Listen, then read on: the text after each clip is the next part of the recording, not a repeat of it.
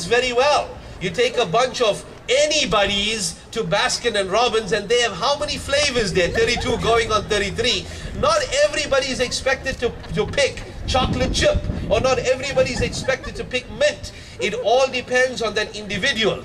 Therefore, this is the wisdom of marriage, that you grow into one another, not physically grow into one another. You become more accepting of one another, and over a period of time, you now figure out that this are the spots on her body, or she figures out that this is the way that he likes to be touched, and he figures out that these are the ways that she likes to be touched. It is not something that can be read from a book.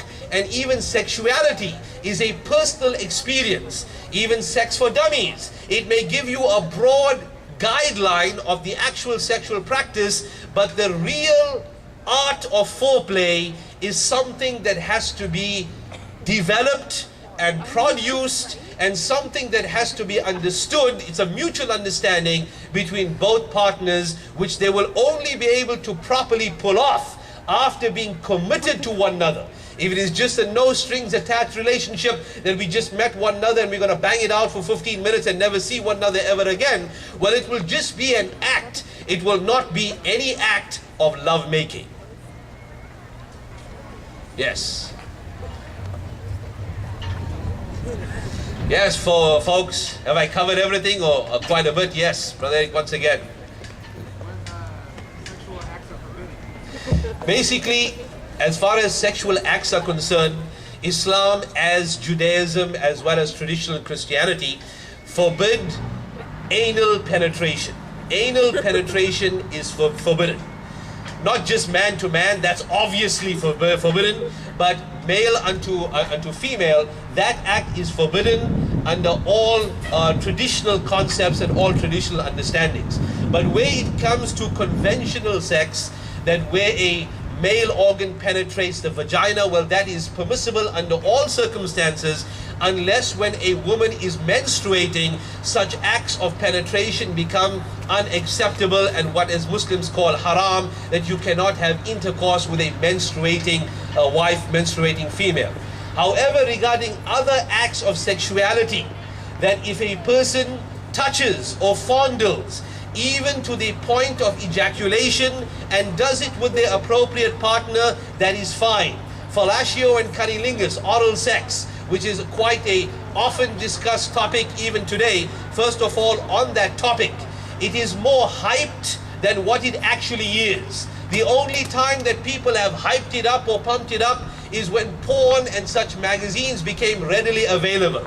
In the history of mankind, there may have been communities that were involved in that particular type of behavior. However, regarding it, it only became dominant and rather a focus of attention in latter day cultures rather than before of today. But whilst it is there and whilst it is on the books, yes, it is permissible. However, as a separate factor or an underlining factor, Islam, as all traditional faiths, lay a high emphasis on the cleanliness on the individual. Fluids that emanate from the body of a person, be it blood, semen, or anything from the inner self of a person, other than saliva and mucus, are deemed what is known as najis, as impure.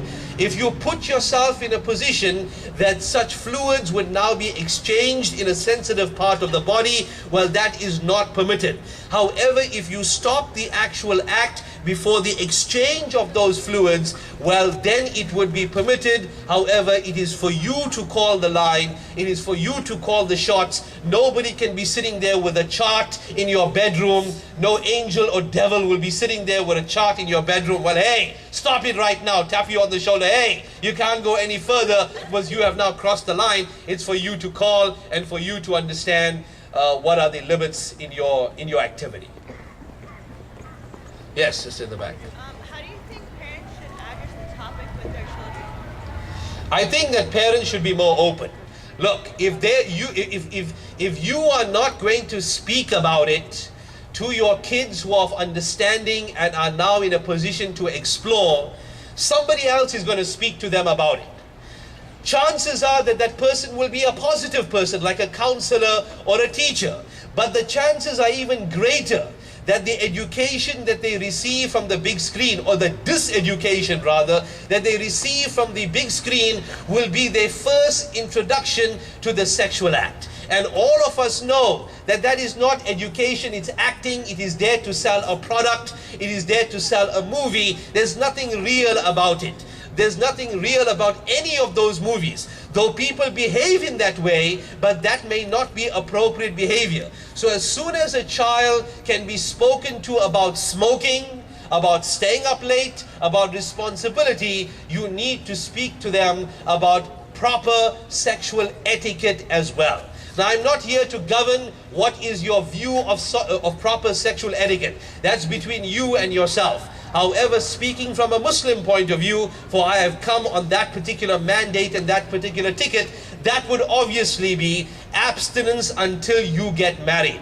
So that would be a Muslim parent or a traditional parent's view in discussing it with their child. But they should not shy away. For if you are not going to be an educator, negative elements around you are going to serve in your position, and they will disenfranchise and diseducate your kid before you could even have a chance to say anything, and the time has passed you by.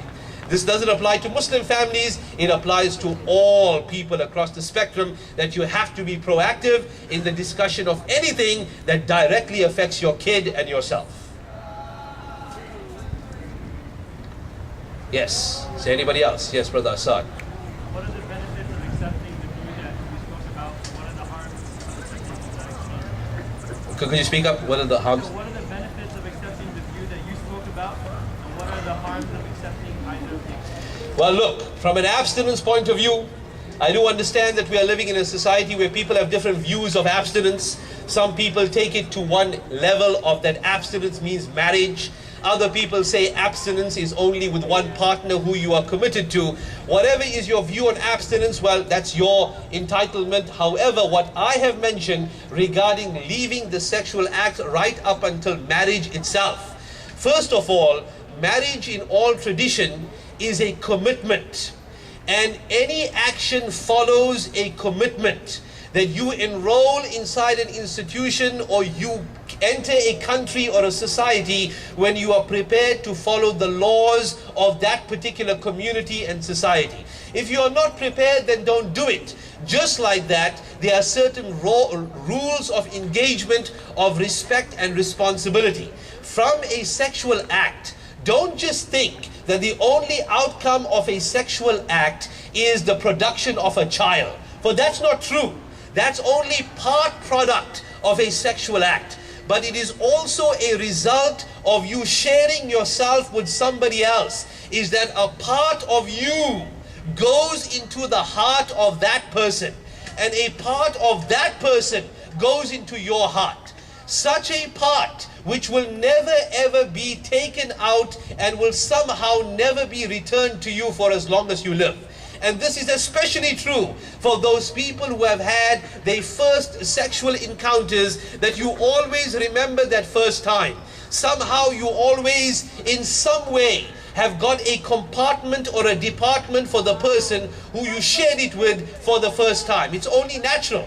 Now, Islam, when it comes to regulate the sexual act, says that if you are going to reserve just a compartment for the person who you have did it on with the first time, why not reserve a larger compartment? Why not that person be the only one, or rather the major one inside your life, and that person there occupy the prime position? It is going to happen anyway. You are going to share your feelings anyway. So might as well do it to the maximum rather than the minimum, instead of you doing it on multiple occasions and having different compartments for all the different people who you ever loved in life. And there is a danger in that. The danger is that when you are finally ready to settle down at age 29, 30, 35, or whatever is your idea of settling down, the fact that all those small compartments exist inside your heart, you cannot help but compare your other long line of lovers to your present partner who you have just signed off on the vows of that person. There will be those days when that person pisses you off, or he comes home unstable, or whatever the case may be. And you may not say it because you are too polite, but you think it in your mind of minds, that if only I settle down with Tom, if only I settle down with Harry, if only I settle down with Bridget, if you are bi, that is, if only I settle down with her, then I would have been in a much more position, a better position than I am in right now. Now, it leads you to the level or the understanding of comparison, which can never ever be positive in healing any relationship, even though that relationship is sliding down the tubes. So that is an advantage of reserving yourself from a Muslim point of view till the day of nikah or marriage, and abstinence till the end. Yes, is there anybody else? Yes. What is the viewpoint on masturbation, both for males and females? Yes, when it comes to masturbation, like all traditional societies, Islam highly discourages it, that you should not be a wanker or whack off. Rather, if you feel that you can't do it anymore, can't control yourself, well, just try your best to find a wife or control yourself or think of other things. However, I do understand, and I will make it very clear, that many of the Muslim scholars have said that if you are about to do the sexual act which is improper or impermissible for you, if you are at that stage wherein you can no longer control yourself anymore, then it might be better for you to now whack off and calm yourself in that particular way, rather than actually devoting your body or putting your body onto somebody else. But a general overview is that it is discouraged, and a person should try and find alternate means to channel all their energies and their self, rather than masturbating or in any particular engagement or act. Now, my respected friends, where people feel overpowered by their sexuality and they can't help it, it's because of external factors. It's not necessarily because of you. It's because of maybe your company. It's because maybe of your consumption, that you are hanging around with people who are just into all this porn, all into this hustler and Bundeslag and whatnot. They're just into all these things all the time. Therefore, you find yourself and your mind running away with it. The ideal thing is that if you are really occupied with life, doing what you're supposed to do, studying, working out, being good, doing your chores at home, and just being the good kid that you're supposed to do. Not that you people are bad in any way, but if you're just the good kid that you are, the chances are there, or rather, everybody should expect that they have a traditional life, that at the end that they will find somebody who they will be prepared to devote themselves to. But if your entire consumption is that of nudity and that of porn, well, you can't help but expect that that person will be thinking of how I can have a release every once in a while, and a release every time I'm in the bathroom. Why? Because the consumption of that person is so. Rather, be a normal, regular person the way you're supposed to be. Channel all those energies in the appropriate way, and when the time comes that that individual is found, that you are ready to devote yourselves to, well, let nature take its course, and you will probably be the happiest individual on the surface of the earth. Yes. Do we have one more before we conclude? Thank you for the applause. That was premature. That was a bit premature. I haven't finished off as yet. My name, by the way, is Sheikh Junaid. It's right here on the list. That just came from nowhere. Yes, anybody else? Okay. Thank you. Thank you all.